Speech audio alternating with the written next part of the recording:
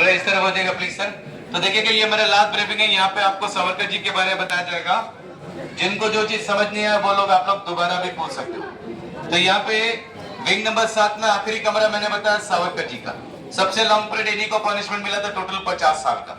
सावरकर जी को 50 साल का सजा देने का रीजन, सावरकर जी जो है लंदन में अपना बैरिस्ट्री का कोर्स कर रहे थे। तो वकालत का पढ़ाई करने के टाइम सावरकर जी ने क्या किया, एक रशियन लैंग्वेज में बुक था बम बनाने का, उसको मराठी में ट्रांसलेट करके इंडिया भेजे।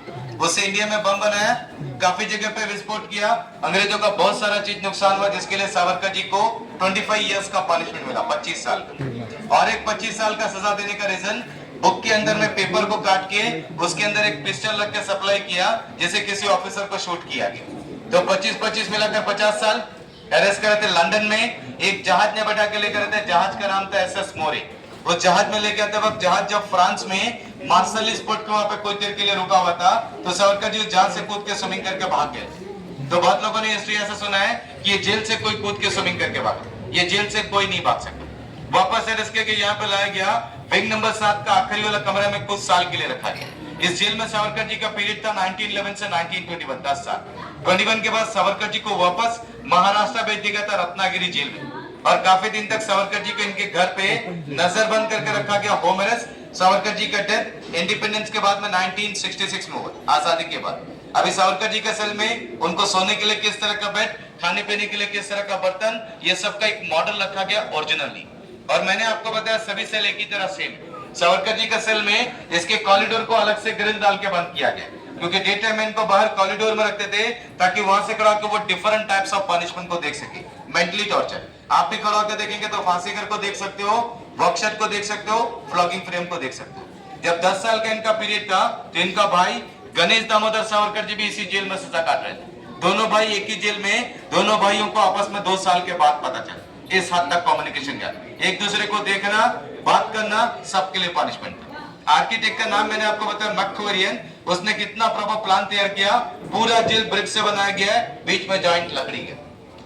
जब इतना बड़ा जेल वो ईंट से बना सकता है, तो इसको भी तो ज्वाइन कर सकता, तो नहीं किया गया। उसका रीजन क्या है बोलने से, उस समय अगर इसको ईंट से ज्वाइन करता, कंक्रीट करता, तो यहाँ पे बहुत ज्यादा अर्थक्वेक आता था, भूकंप। इनके अर्थक्वेक में सेंट्रल टावर हिलेगा तो एक साथ 7 का 7 विंग को लेके गिर जाएगा। लकड़ी का बनाया गया है, शॉकर का काम करेगा, बेंड होगा, टूट जाएगा, बाद में चाहे तो लोग प्लान को चेंज कर सकते हैं, जिसकी वजह से बीच का जॉइंट लकड़ी का।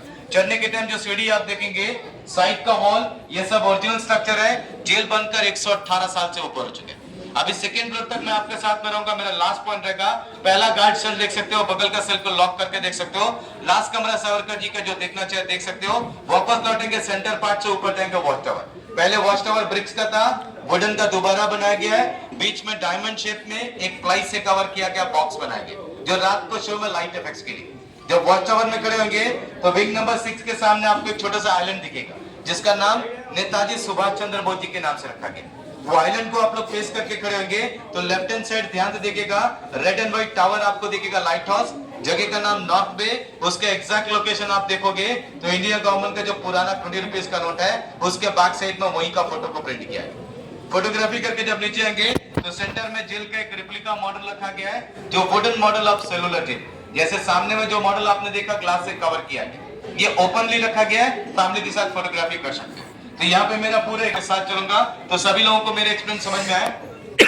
आप सभी लोगों से एज ए गाइड, मेरा नाम फारूक मही आपके साथ में था। सिर्फ 2 ही चीज के लिए आप लोग से रिक्वेस्ट है। तो पहला रिक्वेस्ट आप सभी लोगों से ये है कि अंडमान में शायद आप लोग कि यहाँ से जब वापस लौटकर आप लोग अपने घर जाओगे, तो अंडमान के बारे में बहुत सारा चीज आप लोग शेयर करोगे अपने दोस्तों से, अपने रिलेटिव से। तो एक चीज जरूर बोलेगा, पूरा अंडमान घूमने के दौरान इस सेलुलर जेल के लिए 1 घंटे का समय लेता है, क्योंकि जो भी लोग आते हैं 5 से 10 मिनट में फोटो खींच के भाग जाते हैं। किसी को बीच जाना है, किसी को सनसेट, किसी को स्कूबा डाइविंग, और किसी के पास तो वक्त ही नहीं है। तो जिन वीरों ने निस्वार्थ होकर अपने परिवार को छोड़कर हमारे लिए 10-10 साल की कुर्बानी दी है, जिनके वजह से हम आजादी के सांस लेके घूम रहे, उनको हम 1 घंटा तो दे सकते हैं। तो thank you very much. Andaman यात्रा में आप लोग मुझे 1 घंटा देने के लिए thank you very much sir. जो लोग लंबे हैं कृपया सर बचाएंगे, सभी जगह पे आपको दौड़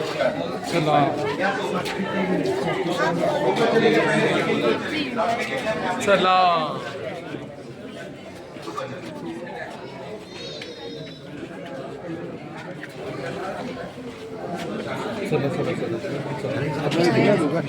पर फिर आवाज़ नहीं आती ना उसकी।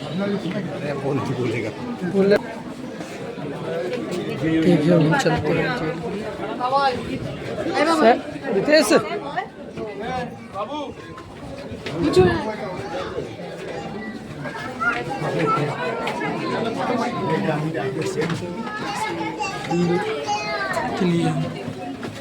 वीर सावरकर की कोठरी की साइड चलते हुए हम देखिए अंदर इस टाइप से बिल्कुल एक चीज।